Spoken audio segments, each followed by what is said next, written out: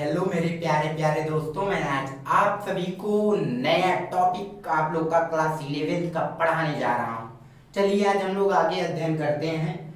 देखिए हम लोग क्या है तत्व तक पढ़ लिए थे। आज हम लोग क्या है तत्व के वर्गीकरण के बारे में पढ़ेंगे। देखिए तत्व जो है हमारा क्या है, इसके 3 वर्गीकरण होते हैं। पहला होता है अवस्था के आधार पे, दूसरा होता है विकिरण के आधार पे और तीसरा होता है रासायनिक गुण के आधार पर।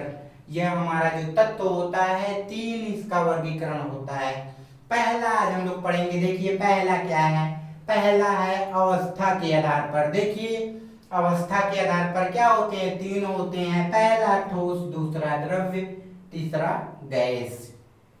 चलिए अब हम लोग आगे देखते हैं। देखिए ठोस तत्व क्या होता है, जो सामान्य ताप पर ठोस अवस्था में होता है उसे हम लोग ठोस तत्व कहते हैं।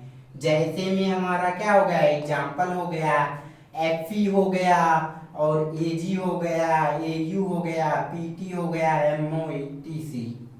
ये हमारे क्या है ठोस तत्व है। और दूसरा जो हमारा है, दूसरा क्या है द्रव्य तत्व। देखिए द्रव्य तत्व क्या है, देखिए जो सामान्य ताप पर द्रव अवस्था में, जो समान ताप पर द्रव्य अवस्था में होते हैं उसे हम लोग द्रव तत्व कहते हैं। क्या हो गया इसका एग्जाम्पल, इसका एग्जाम्पल हो गया Br और Hg मरकरी। अब देखिए आगे देखते हैं। तीसरा हमारा है गैस तत्व। देखिए गैस तत्व जो है हमारा, अब इसको हम लोग देखते हैं। देखिए जो सामान्य ताप पर गैस अवस्था में होते हैं उसे हम लोग गैस तत्व कहते हैं। देखिए गैस तत्व का एग्जाम्पल क्या हो गया, Na2 हो गया और H2 हो गया और O2 ऑक्सीजन हो गया। अब देखिए अब हम लोग क्या है तत्वों का अवस्था के आधार पर वर्गीकरण को पढ़ लिए। अब हम लोग क्या पढ़ेंगे, विकिरण के आधार पर पढ़ेंगे तत्वों के प्रकार। देखिए इसमें विकिरण के आधार पे 2 होते हैं। पहला होता है सामान्य तत्व। देखिए सामान्य तत्व के बारे में हम लोग जानते हैं, वे तत्व जो हानिकारक विकिरण उत्पन्न नहीं करते हैं उन्हें हम लोग सामान्य तत्व कहते हैं। और देखिए इसका हम लोग एग्जाम्पल देख लेते हैं। Na हो गया और Mg हो गया और Be हो गया। देखिए यह सामान्य तत्व जो होते हैं यह सामान्यतः परमाणु क्रम, जो यह क्या होते हैं, यह सामान्यतः परमाणु क्रमांक 82 के पहले के तत्व होते हैं। क्या होते हैं, 82 के पहले के तत्व होते हैं, सामान्य तत्व होते हैं हमारे।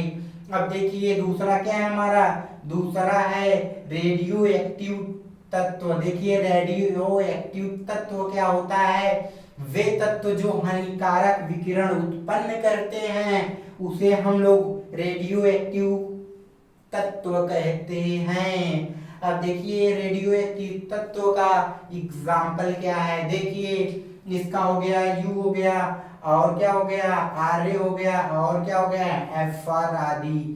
इसके किसके हैं एग्जाम्पल, है रेडियो एक्टिव तत्व के हैं। और ये क्या होता है, रेडियो एक्टिव तत्व जो हमारा होता है यह सामान्यतः परमाणु क्रमांक 82 के बाद वाले क्या होते हैं तत्व होते हैं। रेडियो एक्टिव तत्व में 82 के बाद वाले तत्व होते हैं। अब हम लोग विकिरण के आधार पर पढ़ लिए। अब हम लोग पढ़ेंगे रासायनिक गुण के आधार पर। रासायनिक गुण के आधार पर 4 होते हैं।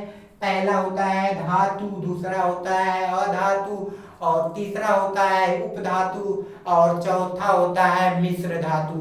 चलिए आज हम लोग पढ़ते हैं क्या है धातु। धातु को इंग्लिश में कहते हैं मेटल। देखिए धातु क्या है, वे तत्व जो इलेक्ट्रॉन का त्याग करके धनायन बनाते हैं, जो इलेक्ट्रॉन को त्याग करते हैं और धनायन बनाते हैं वो हमारा क्या है धातु, उसे कहते हैं हम लोग। अब देखिए जैसे में देखिए क्या हमारा ये Na हो गया, जो हमारा ये क्या है Na है, सोडियम है। देखिए यह क्या है, देखिए 2 बनाया, फिर क्या है 2 हो गया और 4 हो गया, 1 हो गया। तो ये क्या है, ये धन आयन है। तो धन आयन जब रहता है तो यह क्या होता है, एक क्या होता है, त्याग करता है, तो एक की कमी आ जाती है इसमें। यह क्या होता है, Mg हो गया। अब देखिए Mg जो हमारा है इसमें भी देखिए 2 हो गया, 8 हो गया और 2 हो गया। देखिए ये भी क्या है, इसमें 2 मतलब डबल धन आयन है। जब डबल धन आयन होंगे तो ये क्या है, डबल धन आयन को क्या करेगा, डबल धन आयन का त्याग करेगा। तो यह क्या हो जाएगा, 2 8 हो गया। अब देखिए आगे हम लोग देखते हैं। देखिए इसमें सामान्यतः सभी धातु ठोस होते हैं। धातु में सामान्यतः सभी क्या होते हैं, सभी धातु ठोस होते हैं। और यह Hg को छोड़कर सभी धातु क्या होते हैं, ठोस होते हैं। जो Hg है हमारा यह द्रव होता है। और देखिए इसमें क्या होती है, विशेष चमक होती है। और इसमें विशेष चमक होती है धातु में। और इनके ऑक्साइड क्षारीय होते हैं, धातु के ऑक्साइड क्षारीय होते हैं। और देखिए धातु क्या होता है हमारा, धातु कठोर होते हैं। और देखिए तन्य तथा क्या होता है, आघातवर्धनीय होता है। जो धातु हमारा होता है तन्य तथा आघातवर्धनीय होता है। और उच्च घनत्व होता है। हमारा जो धातु है इसमें क्या है, उच्च घनत्व होता है। और इसमें गलनांक क्वथनांक उच्च होता है। धातु में गलनांक और क्वथनांक उच्च होता है। फिर इसके बाद हम लोग देखेंगे अधातु, नॉन मेटल। देखिए अधातु क्या होता है, वे तत्व जो इलेक्ट्रॉन ग्रहण करते हैं और ऋणायन बनाते हैं उसे हम लोग क्या कहते हैं, अधातु कहते हैं। जो इलेक्ट्रॉन को क्या करता है, ग्रहण करता है और क्या है, ऋण आयन बनाता है, उसे हम लोग अधातु कहते हैं। देखिए जैसे हमारा Cl हो गया, Cl का 17 होता है। तो देखिए 2 हो गया, 8 हो गया, 7 हो गया। तो ये जो हमारा Cl है इस पे निगेटिव चार्ज है। निगेटिव चार्ज होने पर यह क्या करता है, ये एक को क्या करता है, ग्रहण करता है। जब ग्रहण करेगा, यहाँ पर 7 है तो एक बढ़ गया, तो यहाँ पर क्या हो गया, 8 हो गया। अब देखिए ऑक्सीजन में हम लोग देखते हैं, ऑक्सीजन का 8 होता है और ऑक्सीजन में 2 और 6 हो गया।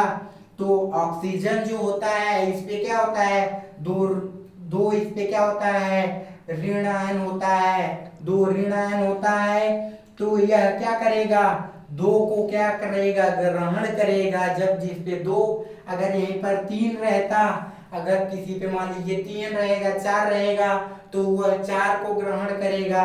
तो यहाँ पर 2 है तो यह 2 को ग्रहण करेगा, तो हो जाएगा। यहाँ पर देखिए 6 है तो 2 ग्रहण करेगा, तो 8 हो गया। अधातु में हमें इतना पता चल गया। अब देखते हैं ये जो अधातु होता है इनमें देखिए तीनों अवस्थाओं में यह मिलता है। यह क्या होता है, अधातु तीनों अवस्थाओं में मिलता है। पहला हमारा ठोस हो गया, दूसरा हमारा क्या हो गया, गैस हो गया, और तीसरा हमारा क्या हो गया, द्रव्य हो गया, लिक्विड हो गया। सॉलिड और गैस और लिक्विड।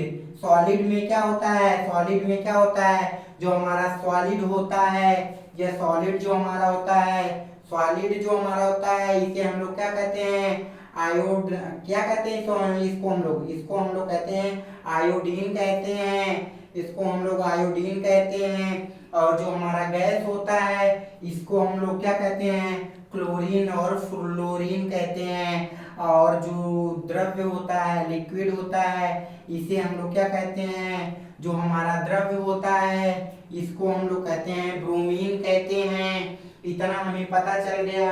अब देखिए हम लोग देखते हैं आगे। इसमें क्या होता है, धातु में विशिष्ट चमक नहीं होती है, धातु में विशिष्ट चमक होती है, धातु में विशिष्ट चमक नहीं होती है। और जो अधातु है यह भंगुर होता है।